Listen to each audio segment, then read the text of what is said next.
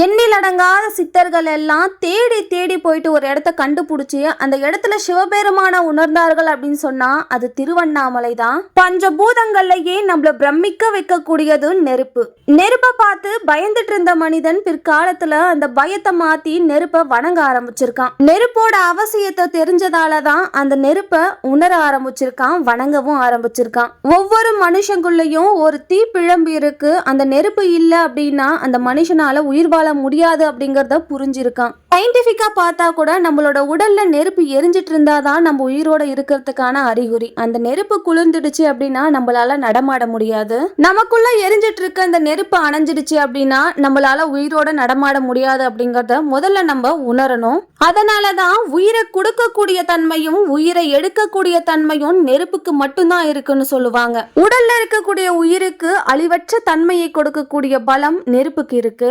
இந்த அற்புதமான சூட்சமத்தை சித்தர்கள் தெளிவா பயன்படுத்தி இருக்காங்க. அதனாலதான் சித்தர்கள் வாழ்ந்த இடத்துக்கு போனாலும் சரி, மறைந்த இடத்துக்கு போனாலும் சரி, அதை நம்மளால உணர முடியும். ஒரு சித்தனுக்கே நெருப்பை கொண்டு இவ்வளவு சக்தி இருக்கும் போது சித்தனுக்கெல்லாம் சித்தன் பஞ்சபூதங்களின் தலைவன் நெருப்பை தன் கட்டுப்பாட்டில் வைத்திருக்கும் கடவுளான சிவபெருமானுக்கு எவ்வளவு ஆற்றல் இருக்க வேண்டும். அந்த நெருப்போட தலமான திருவண்ணாமலைக்கு எவ்வளவு பலம் இருக்கும். அவ்வளவு ஆற்றலையும் வலிமையையும் பலத்தையும் தன்னுள் அடக்கி நிலை பெற்று கொண்டிருப்பது திருவண்ணாமலை. பிரபஞ்சம் தோன்றிய காலத்திலிருந்தே இந்த மலை இருக்கிறதா புராணங்கள் சொல்லுது. இந்த மலையோட வயசு நம்மளால நினைச்சு கூட பார்க்க முடியாது. சுமார் 260 கோடி ஆண்டுகளை கடந்து இன்னைக்கும் அது நிலை பெற்று இருக்கு. இவ்வளவு ஆண்டு பழமையான இந்த மலை நெருப்பு மலையாகவும் மாணிக்க மலையாகவும் பொன்மலையாகவும் இப்பொழுது கல்மலையாகவும் நிலை பெற்று இருக்கு. திருவண்ணாமலை, அண்ணாமலை இந்த ரெண்டு பெயர்களுக்கு பின்னாடி இருக்கக்கூடிய பொருளையும் தத்துவத்தையும் முதல்ல நம்ம தெரிஞ்சுக்கணும்.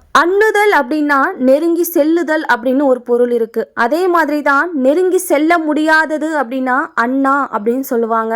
நெருங்கவே முடியாத ஒன்றிற்கு அண்ணா என்பது அர்த்தம். உயர்ந்து செங்குத்தான நிலையில நம்ம எல்லாரையும் அண்ணாந்து பார்க்க வைக்கிறதால அதை அண்ணாமலை அப்படின்னு சொல்லலாம். அங்கு வீற்றிருக்கும் சிவபெருமானுடைய பெயர் அருணாச்சலம். இந்த பெயருக்குமே பொருள் இருக்கு. அருணம் அப்படின்னு சொன்னா சிவப்பு நிற நெருப்பு அப்படிங்கிறது அர்த்தம். சலம் அப்படின்னா மலை அப்படிங்கிறது பொருள்.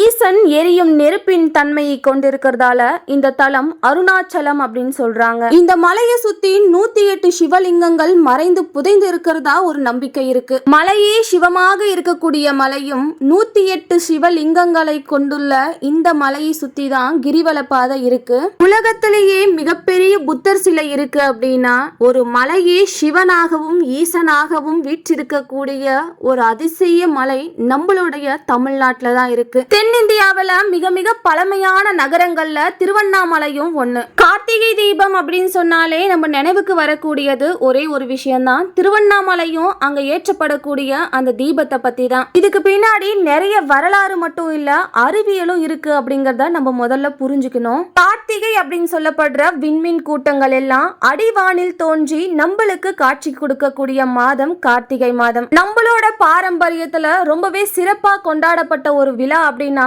அது கார்த்திகை திருநாள் தான். சொல்ல போனா இந்த கார்த்திகை திருநாள் தான் தமிழர்களோட உண்மையான தீபாவளி. கார்த்திகை தீபம் அப்படிங்கிறது அந்த ஒரு நாள் மட்டும் கிடையாது. அந்த மாதம் முழுக்கவே விளக்கேற்றி வழிபாடு செஞ்சிருக்காங்க நம்மளுடைய முன்னோர்கள். கார்த்திகை தீப திருநாள் அன்று ஒரு மிகப்பெரிய தத்துவம் ஒன்று இருக்கு. அதுவும் நம்ம திருவண்ணாமலையில இருக்கு.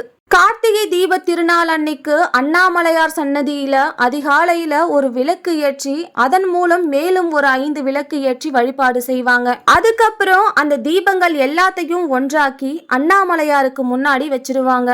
இதன் மூலம் என்ன சொல்றாங்க அப்படின்னா ஏகன் அநேகனாகி அநேகன் ஏகனாகும் தத்துவம் இதுதான். அதாவது ஈசனே பல ரூபங்களில் பல உருவங்களில் நமக்கு காட்சியளித்து அருள்பாலிக்கிறார் அப்படிங்கிறது தான் இதோட பொருள். அது மட்டும் இல்லாம இந்த தீப திருநாளுடைய உட்கருத்தும் இதுதான். திருவாரூரில் பிறந்தால் முக்தி என்பார்கள், காசியில் இறந்தால் முக்தி என்பார்கள், காஞ்சியில் வாழ்ந்தால் முக்தி என்பார்கள், தில்லையை தரிசித்தால் முக்தி என்பார்கள். அந்த வரிசையில திருவண்ணாமலை நினைத்தாலே முக்தி என்பது உண்மை. சிவவாக்கியரோட இந்த வரிகள் நமக்குள்ள இருக்கிற நெருப்ப நம்மளே உணரக்கூடிய ஒரு வரிகளா இருக்கு.